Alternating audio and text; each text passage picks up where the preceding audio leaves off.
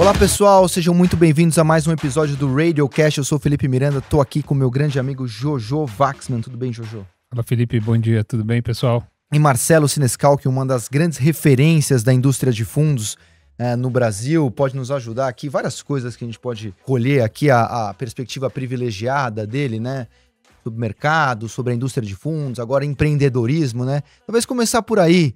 Marcelo, você fez uma trajetória muito rica, né, de muitos anos no Itaú, uma carreira muito sólida, muito consistente, muito respeitada, e agora fazendo essa transição. Como é que está aí essa nova vida?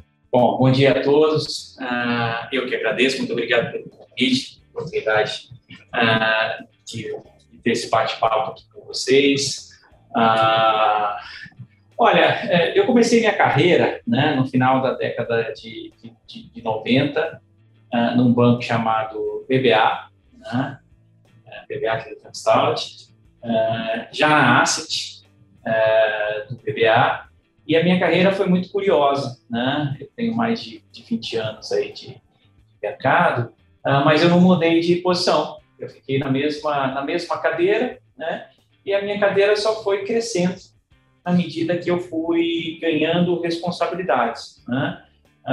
Até assumir, depois ao longo do tempo, o Itaú compra, né, o BBA, cria-se um banco chamado Itaú BBA, a Asset do BBA passa a incorporar, né, fazer parte da Asset do Itaú, junto ao grupo Itaú, depois mais para frente a fusão do Itaú do banco, e ao longo desse tempo eu fui ganhando responsabilidade, como eu disse para vocês, até assumir a Asset do Itaú nos últimos anos, né, era responsável, co-head, depois head, ao longo dos últimos 12 anos da Asset do Itaú, até que chegou o momento, né, de eu enfim, partir para um novo desafio, né, acho que o trabalho ali no Itaú já tinha, meu ciclo tinha se encerrado, acho que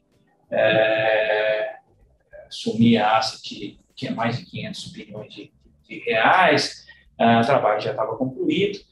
Em 2019, conversando com o próprio Itaú, eu resolvi sair e montar, junto com meus sócios aqui, a Asset One.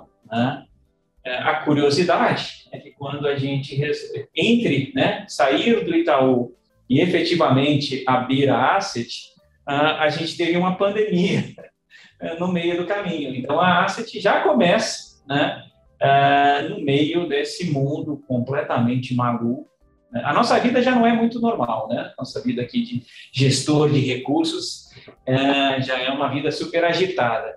E você imagina começar, né, uma empresa, né, no meio da confusão, né? Hoje a gente tem um pouco mais de clareza do que está acontecendo, né?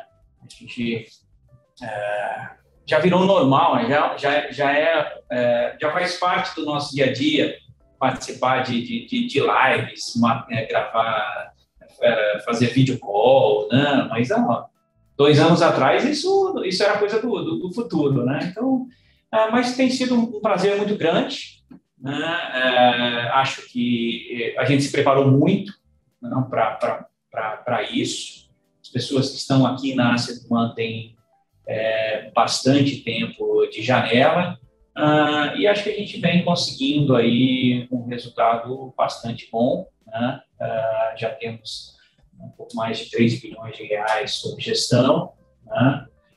Um pouco mais de um ano aí de cota, de cota. E acho que tanto do ponto de vista comercial, quanto de performance e processos, a gente está muito contente com tudo que a gente vem conseguindo. Muito legal. Eu quero te explorar exatamente o que vocês estão fazendo na parte da gestão, dos fundos, né, e contar com essa sua rica perspectiva, mas antes, ser uma super referência dessa indústria de multimercados no Brasil, né, assim, o sucesso que vocês tiveram lá, acho que o Itaú Red Plus sempre considerado um dos grandes carros-chefes dessa indústria, e os multimercados nesse momento, um ano difícil, né, no geral para a indústria, assim, em termos de performance, né? Como você está vendo a indústria como um todo Marcelo?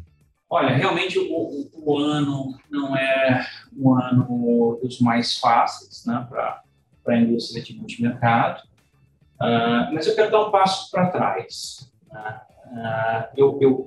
Eu acho que as pessoas no Brasil elas estão aprendendo a investir. Né? Pouco tempo atrás, né, quase todo mundo tinha investimento em poupança. Né? O cash, né, aquele dinheiro de curto prazo, ele rentabilizava suficientemente bem a ponto das pessoas não precisarem investir em ativos de risco. Você tinha no Brasil, né, do ponto de vista do investidor, você tinha rentabilidade alta, liquidez alta e performance em investimentos de curto prazo. Né? Obviamente que a performance estava casada a um risco país elevado, mas o investidor não tinha essa percepção. Qualquer investidor no mundo tem esse home bias e ao investir no país ele tem uma sensação de risco menor. Eu acho que o que vem acontecendo na indústria, se a gente der um passo para trás, é algo absolutamente transformacional. Né? As pessoas estão aprendendo a investir. E os produtos, né, é o outro lado da moeda. Né? As assets, os produtos que as assets vêm lançando, é consequência dessa demanda crescente por parte dos clientes. E isso eu acho que não vai mudar. Tá? Estruturalmente falando, a gente vai ter mais e mais clientes ou investidores no mercado, um conhecimento cada vez maior, buscando ativos mais sofisticados para rentabilizar o seu portfólio, e a indústria tem muito espaço para crescimento, agora você tem janelas, né, menores em que você pode sim ter, vamos pegar os fundos de ações, né, no ano em que a bolsa performa negativamente, muito provavelmente eles vão ter uma performance negativa. Né? Os fundos multimercados, esse ano, está sendo um ano mais difícil do que foi o ano passado, por exemplo. O que o investidor precisa entender é que essas janelas de curto prazo, toda vez que ele investir olhando no retrovisor, olhando a performance de curto prazo, há uma tendência enorme ele comprar na alta e vender na baixa. Ou seja, investir na hora em que a bolsa já subiu, por exemplo, e resgatar depois que ela caiu e que eventualmente esteja na hora dele começar a aplicar. Usando o exemplo da bolsa, que é mais fácil. No mercado, como são vários ativos, é um pouco mais difícil, mas vale o mesmo. Né? Qualquer investidor que olhar janelas de curto prazo, se assustar com a performance e resgatar, e depois, mais para frente, olhar janelas de curto prazo, que é o inverso, na verdade, ver uma performance muito boa e aplicar, ele vai estar fazendo um desserviço à sua própria poupança. Tá? No final do período, se você acumular esses pequenos prejuízos que ele comete ao aplicar na alta e resgatar na baixa, ele tem uma performance muito aquém da que ele teria, quiçá essa performance não é até negativa. Tá? Então, aprender a investir passa por você entender o seu perfil de investidor. Né? Tem investidor que não suporta nenhum tipo de perda de curto prazo. Esse investidor ele deve, né, buscar retornos menores e ficar em ativos mais conservadores. Ponto. Né? Então, a partir do momento que você entende qual o perfil de investidor você é, ok, eu vou separar uma parte da minha carteira para ativos de risco, aí entram ações, mercados, mas eu vou olhar janelas e horizontes mais longos, né, justamente para fugir dessa tentação de trocar o pé no meio do caminho. Né? Quando a gente começa a trabalhar numa mesa de gestão, né, não é muito diferente desse investidor, né, que é um comportamento humano. Nós temos dois comportamentos que a gente aprende a dominar ao longo do tempo no trabalho de gestão de recursos, né? É a ganância e o medo. A gente faz isso diariamente, né? A dificuldade é que um investidor pessoa física, ele está, né, esse investidor está começando no mundo de investimentos. Se eu puder dar uma recomendação, cuidado, porque quando o preço sobe, a ganância fala mais alta, ele tem que aumentar. E quando o preço cai, né, cresce o medo, tem aquela sensação de por que eu investi nisso? Espera aí, daquele pânico, né? E na hora que você deveria estar investindo, você resgata e realiza o prejuízo. Isso feito 1, 2, 3 vezes, acaba trazendo um prejuízo para a sua carteira. Tá? Então, voltando para a sua pergunta, né, acho que sim, nós temos um ano para a indústria um pouco mais difícil, mas eu sou extremamente comprado nessa indústria. Eu acho que, se a gente olhar daqui a 5 anos, hoje a gente tem muito fundo, né, independente. As assets têm um fundo mãe, que se a gente vai ver assets com vários produtos, um nível de sofisticação muito maior, porque os clientes demandam isso, e na medida que eles aprendam, né, a olhar um horizonte mais longo, vai ser muito bom para a sua própria carteira, para a sua própria performance. Ou seja, é um jogo de ganha-ganha. O investidor vai ganhar aprendendo a navegar nesse mundo, né, porque a performance, obviamente, ele precisa ter uma performance superior aos produtos sem risco, porque ele vai ter o risco, né, rentabilizado nesses produtos. O Senescal, que eu queria explorar com você um pouco, você falou sobre a pegada do cliente, né, e como ele enxerga isso. Eu queria levar isso um pouco para a tua própria trajetória dentro do Itaú, né? Eu estava do outro lado da mesa ali como alocador, né? E, eu lembro do surgimento da mesa, né? A mesa de derivativos, a mesa que deu origem ao High Plus, né? Que dentro, eu estava no Unibanco, eu senti um pouco da mesma situação, que era o seguinte: a asset de um banco grande, né? Ela sempre tinha um desafio, que era como é que ela vence a grande institucionalidade para criar um produto mais arrojado, né?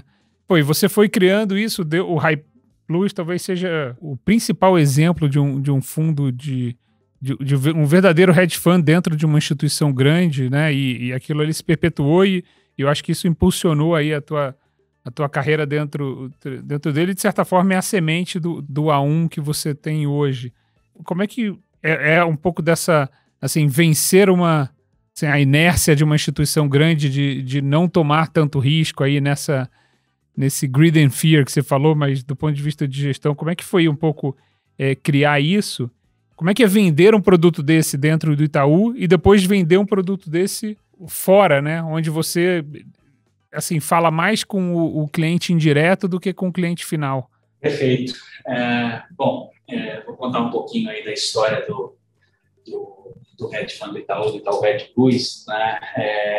Realmente, eu tive ali em 2005, se eu não me engano, o convite para assumir e posicionar, na verdade, todos os hedge funds do Itaú. Na época, existiam produtos muito bons de renda fixa, produtos muito bons de equity, de ações, mas essa área de hedge funds estava precisando melhorar, né?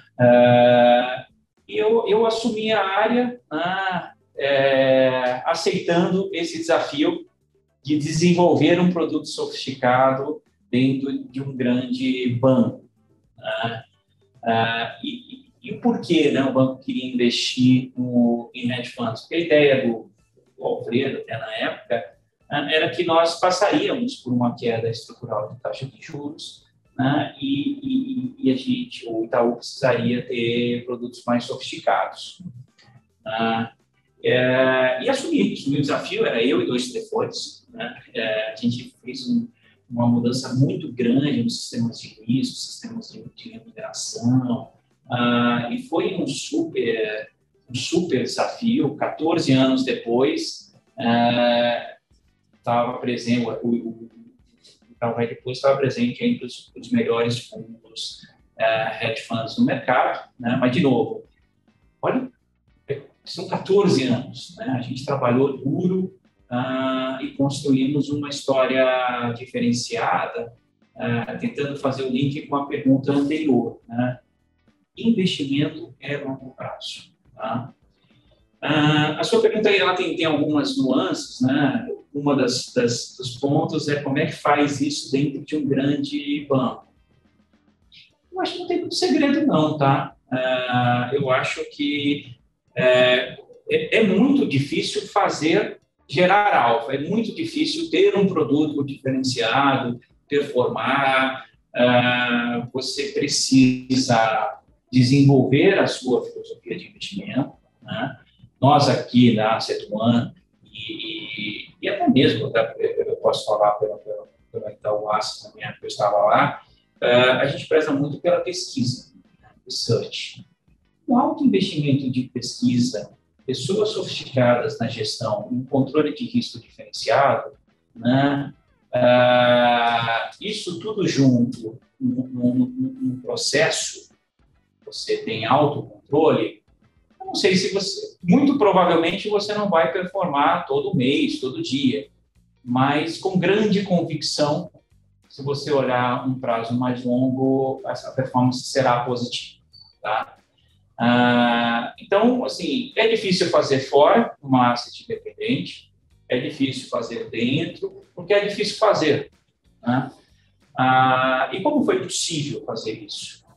Porque o grupo quis fazer, né? Então, na medida que você tem interesse em investir, em desenvolver pesquisa, desenvolver controle de risco, trazer pessoas sofisticadas, a consequência, né, é questão de performance. Então, eu sempre refutei a tese que não é possível fazer, né, gestão de recursos ou fazer gestão de recursos no grande banco é mais difícil, porque tem risco. Eu acho que não. Eu acho que é tão difícil quanto fazer dentro, fazer fora. O que você precisa saber é onde você quer chegar, né? Ter a paciência para desenvolver isso ao longo do tempo, e trabalhar duro, né? Como qualquer outra atividade, né? Há um preconceito, né, com o nosso trabalho, até por conta aí dos filmes de Hollywood, né? As pessoas assistem lá o Lobo de Wall Street e tem aí a percepção de que a coisa é muito mais fácil do que ela é. Na verdade, é trabalhar duro, né? A grande maioria do mercado faz, sei lá, 99% do trabalho. Isso não vale absolutamente nada. Todo mundo tem as mesmas informações, todo mundo olhando para a mesma coisa. O que faz a diferença é aquele 1% que a grande maioria cansou na metade do caminho e não chegou lá. Então, é entender o detalhe do que está acontecendo hoje com política fiscal, por exemplo, a crise hídrica. A gente está numa semana em que foram anunciadas medidas de contenção voluntária de demanda elétrica, uma discussão forte com relação ao racionamento que vem. Isso faz a diferença, né? E para isso que existe o gestor profissional. É um trabalho 24 horas por dia, 7 dias por semana, para que a gente consiga fazer isso um pouquinho mais e aí sim conseguir a performance que é tão difícil. Dá para fazer dentro de um grande grupo, dá para fazer fora, só precisa trabalhar duro. Como qualquer outra atividade, tá? Queria agora comentar um pouco como vocês estão vendo o mercado e as principais posições do fundo. A gente vem de um mês de agosto duro aqui para os ativos brasileiros, né? Enquanto o exterior aí renovando máximas, né? Os Estados Unidos talvez como exemplo mais emblemático disso. Mas como vocês estão aí vendo os mercados nesse momento? Então, o Brasil já ficou suficientemente barato ou lá fora o jogo está mais fácil e óbvio? O que a gente está trabalhando aqui são com dois vetores muito distintos, tá? A gente tem um cenário internacional, aí, de certa maneira, otimista, né? Por conta de toda a recuperação pós-Covid. Acho que, se Deus quiser, essa pandemia está ficando para trás. E a gente está vendo aí, né, o S&P, a Bolsa Americana, refletindo esse otimismo. Tá? Tem espaço para ir mais? Acho que tem, né? Mas a gente está ficando cada vez mais perto do momento em que o Banco Central americano começa, né, a reduzir os estímulos. O que aconteceu foi, por conta da pandemia, a gente teve uma coisa muito ruim, né, que é a pandemia, e, por outro lado, os bancos centrais reduziram muito a taxa de juros e os governos começaram a gastar muito. Essa liquidez toda, ela está na mesa. E as economias começam a reagir. O crescimento começa a aparecer forte. Com essa liquidez toda, a gente tem o melhor dos mundos, né? Portanto, o nosso cenário é de continuidade. Quando o Banco Central americano começar a retirar a liquidez, aí a gente pode ter espaço para alguma realização. Tá? Acho que ao longo do segundo semestre é possível que a gente tenha uma mensagem por parte do Federal Reserve, que é o Banco Central americano, de que ele já está perto, né, de começar essa redução, principalmente através das compras de ativos. Mas é um cenário otimista.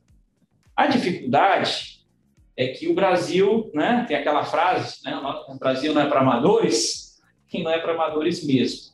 A gente está no meio de uma pandemia e a gente consegue, ao mesmo tempo que era uma coisa meio óbvia, né, o vírus parece que ninguém é a favor do vírus, né? É muito difícil você imaginar, né, se nós três aqui a gente está com um inimigo comum, é muito provável que a gente vá se unir contra esse inimigo, né? E não é o que vem acontecendo, né? Isso vem gerando, de certa maneira, atritos institucionais, em alguns momentos uma tensão exagerada, conversa com uma crise política, um nervosismo político, acho que uma crise ainda é uma palavra muito forte.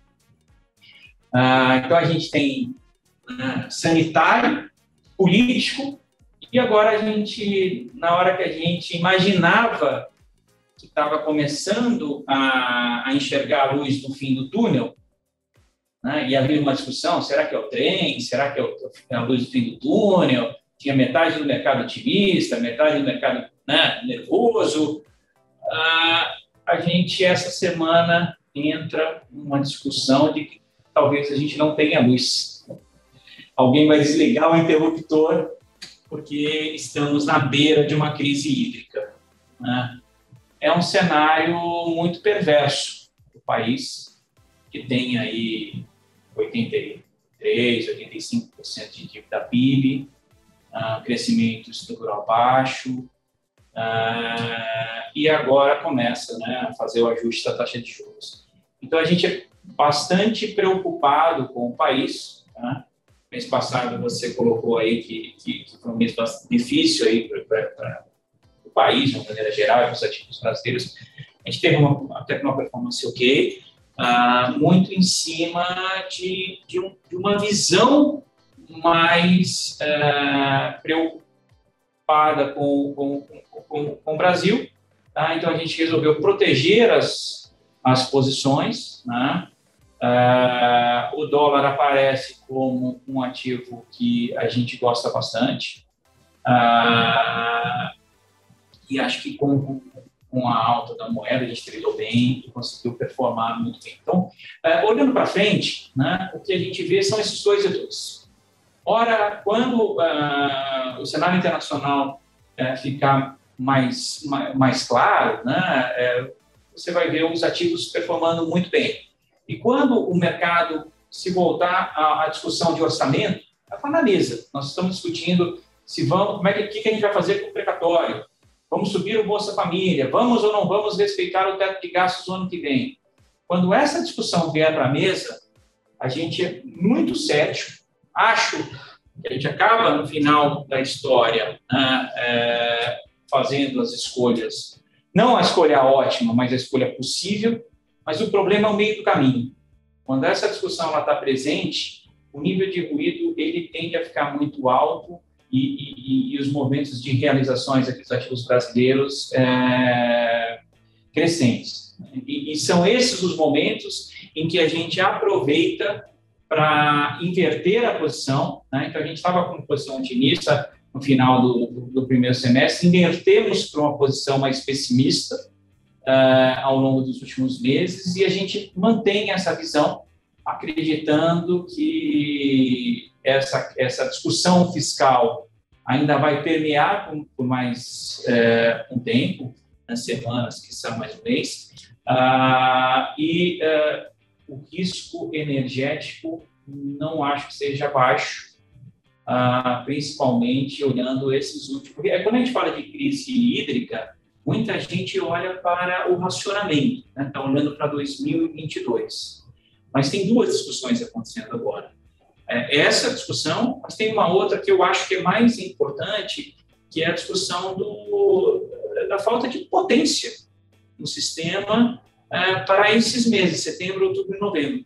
Então, nós podemos ter apagões pontuais simplesmente porque o sistema não tem potência suficiente. E é por isso que o Ministério fez as ações que fez, para tentar incentivar a poupança voluntária, ou queda de consumo voluntário por parte dos consumidores, mas está muito apertado. Está muito apertado. E aí a gente tem aí uma situação muito assimétrica para o Brasil, né? Porque eu não vejo a crise hídrica saindo do radar nos próximos meses e a gente tem potencialmente um apagão pela frente. Torcemos que não, né? Mas está muito ligado à temperatura. Né? E, do outro lado, o fiscal, mesma coisa. Muito difícil de enxergar a solução, né, no curto prazo, até porque a gente está final de governo. Acho que para a gente solucionar o país de verdade, né, quando a gente fala dos precatórios, a gente está falando de uma solução paliativa, né, para quando voltar a discussão do teto de gastos, ajustar tudo, né, lá para 2026. É ruim, né? E uma solução definitiva não vai acontecer no último ano de governo, é muito difícil. Esse tipo de discussão é para o primeiro ano do governo. Então, aqui a gente por hora, está com uma carteira bem mais conservadora, tradando até com operações de proteção, tá? Para caso de desvalorização dos ativos brasileiros, a gente ganhar dinheiro. De uma forma mais pragmática aqui, se você puder nos contar como você tem expressado essas convicções aqui nas posições de vocês, as principais posições do fundo, aqui, o que você se sente confortável em nos falar nesse momento? Claro, claro. A gente tem um perfil, tá, de macro trading, a gente muda muito as posições, né, de acordo com os preços, invertendo eventualmente, né, de comprado para vendido, mas aí já é um período um pouco mais largo. Então, a gente tinha operações maiores em renda fixa, tá, comprado em inflação, por exemplo, ou em operações, né, que o mercado chama tomado em taxa de juros, né, que significa isso, apostando na alta de juros, né, comprado em juros. Isso foi muito bom no mês passado, e agora a gente está gradativamente, na medida que o mercado começa, né, a colocar no preço um banco central, né, mais duro, subindo mais os juros, uma inflação mais alta, a gente vem trocando as operações de renda fixa por operações de dólar, tá? Mas isso é muito dinâmico, né? Ora a gente vai ter uma operação na bolsa, ora a gente vai estar no câmbio, ora a gente pode estar nos juros, né? Acho que o importante aqui é a gente ter muito claro o que é o driver da operação, né? É a nossa preocupação com essa discussão fiscal, e hídrica ao longo dos próximos meses, né? Racionamento ou eventualmente um apagão. Isso é o grande motivador. Tá? Na medida que a gente perceba, por parte do mundo político, um arrefecimento nessa vontade de gastar, a gente pode inverter a posição e aí buscar nos ativos qual é o melhor ativo para expressar a nossa tese de investimento. Tá? Mês passado, a gente estava na renda fixa, mas uma tese mais negativa, e esse mês a gente inverteu para o dólar, comprado em dólar. E lá fora, alguma coisa? Lá fora, a gente tem algumas operações de juros, a gente tem operações relativas de moedas também, mas a maior parte do risco a gente tem vendido em real ou comprado em dólar. Um outro assunto aqui que a gente sempre acaba, né, como brasileiro e interessado, eu queria colher a opinião de você, que está hoje mesmo saiu uma nova pesquisa eleitoral. Como que vocês estão vendo eleições? É muito cedo para falar disso, mas já tá fazendo preço. Qual que é a leitura de vocês aí sobre esse tema que nos assombra também ao lado da discussão fiscal e da crise hídrica? Esse é outro que permeia aí as nossas noites de sono ou de insônia. Claro. Olha, normalmente o mercado ele começa a tradar eleição, isso em qualquer lugar do mundo, só que 6 meses antes da eleição, tá? Então, se você me fizesse a pergunta, está fazendo preço a eleição? Eu responderia que não, é muito cedo. A gente não sabe nem quais serão os agentes que vão participar da próxima eleição. A gente tem 2 nomes postos, mas tem mais gente aí tentando até costurar uma terceira via, ou tentando participar da eleição. Nós não temos ainda a saída da pandemia para saber qual é o efeito real, né, na situação no governo atual. Então, é muito difícil você ter um cenário e apostar nesse cenário com tanto tempo de antecedência. Tá? A conversa ela acaba se confundindo com a discussão do orçamento agora no curto prazo, porque você tem ali, né, por exemplo, aumento do Bolsa Família, você tem questões que, bem ou mal, são escolhas políticas e que conversam, obviamente, dado o prazo, está falando de 1 ano, conversam com a eleição do ano que vem. Então, zero no preço não está, existe um certo nervosismo, mas eu acho que a principal via, né, desse nervosismo, ela passa pelos gastos e pela discussão fiscal. Vamos ou não vamos manter o teto de gastos? Somos ou não somos um país responsável? Tá? Eu acho que antes da gente ter clareza de quem são os candidatos, a gente vai ter uma discussão sobre ajuste de taxa de juros aqui. E aí a gente pode estar falando e mais para frente, aí sim, com os players, né, claros, que vai ser uma terceira via única, a gente vai ter uma eleição fragmentada no centro de novo, o que tende a uma polarização. Eu acho que o mercado tende a ficar muito mais nervoso, né, e a volatilidade vai aumentar bastante à medida que a gente vai se aproximar da eleição. Por hora, acho que ainda é muito cedo para fazer uma análise mais profunda da eleição. Tá? Eu acho que é muito superficial a gente olhar simplesmente os 2 principais candidatos, seja um mais de esquerda e outro mais de direita, e alguns potenciais candidatos no centro, e ter uma clareza para onde a gente vai, se a gente não sabe nem qual é a popularidade do governo pós-pandemia. Pandemia, né, eu torço muito para que a gente esteja vivendo o finalzinho dela, né? Então é muito cedo. Acho que aqui a gente precisa dar um pouco de tempo ao tempo. Mas há uma tendência de a gente ver uma eleição no ano que vem dura, né? E os preços dos ativos brasileiros refletindo isso, né, com alta volatilidade, é grande. Falamos bastante de Brasil aqui.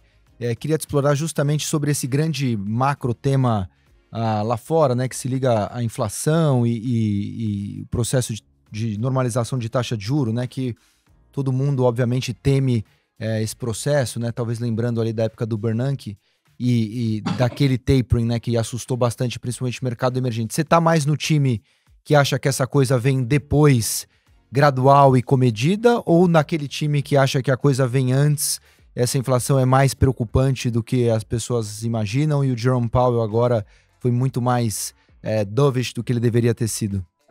Não, assim, é muito difícil, né? A gente ter uma perguntinha fácil, a pergunta de $1 bilhão aqui.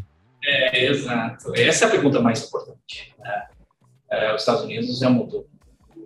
Qualquer resfriado, tinha uma frase, né? Qualquer resfriado dos Estados Unidos é pneumonia aqui. Então, se os Estados Unidos enxergar, né, a gente, não fugindo da sua pergunta, eu estou no grupo mais otimista. Tá? Eu acho que não, eu acho que eles vão conseguir lidar com a normalização das taxas e a gente vai seguir um cenário benigno. Um ou outro ruído, né? Momento, como foi esse ano, mês de fevereiro, né? O mês de fevereiro, a taxa de juros americanas de 10 anos, ela teve uma volatilidade enorme, né? Então, o grau de apreensão, em alguns momentos, deve se elevar. Mas, no final da história, eu acho que eles vão conseguir lidar com esse processo. Mas qual é o problema, né? Nós temos uma liquidez muito alta, né, no mundo. Se o outro grupo que você colocou tiver certo, e realmente a gente passe a viver aquele período de inflação baixa no mundo, fique para trás, e os Estados Unidos tenham que correr atrás do prejuízo e subir fortemente a taxa de juros, o que vai acontecer é que o investidor global, aquele investidor que olha para o mundo todo para fazer seus investimentos, ele vai olhar para o Brasil, com esses problemas todos que a gente está vendo, e vai olhar para os Estados Unidos com uma taxa mais alta. É óbvio que ele vai realocar os seus recursos, né, dos países emergentes, dos países de maior risco, para os Estados Unidos, que tem, né, um risco muito menor. Então, o nosso problema é que a gente não consiga, se esse outro grupo tiver certo, tempo suficiente para passar a eleição e aí sim fazer as reformas que a gente precisa fazer e colocar o país no trilho. Né? É muito difícil também cobrar que todas essas reformas sejam feitas no último ano, no meio da pandemia. Eu acho que isso não vai acontecer. Para 2023, eu acho que vai fazer parte da pauta. Qualquer que seja o candidato eleito, por mais que o discurso dele seja mais para a esquerda, mais para o direito, e durante a discussão política não apareça, em 2023 eu acho que não tem como ele fugir da realidade. A realidade é que nós vamos precisar fazer o ajuste, porque senão a gente vai viver aí uma volta, aí sim a inflação brasileira, né? Uma volta de inflação estrutural no Brasil, por conta de um aumento muito grande de aversão a risco. Mas isso é para 2023. Tá? Para agora, a gente tem um cenário benigno, né, nos Estados Unidos, que é a sua pergunta, né? Acho que, de uma maneira geral, em todo o mundo desenvolvido, né, que é a retomada aí pós-pandemia, em crescimento sem inflação, que vai dar para a gente tempo suficiente para passar pelo processo eleitoral e voltar para a agenda de ajustes. Né? Só que no curto prazo, né, entre hoje e 2023, a gente tem um meio. E aí a gente torce para que a gente não faça muita marola, né, porque tudo tem seu custo. Né? Acho que não dá para a gente viver todas essas crises ao mesmo tempo.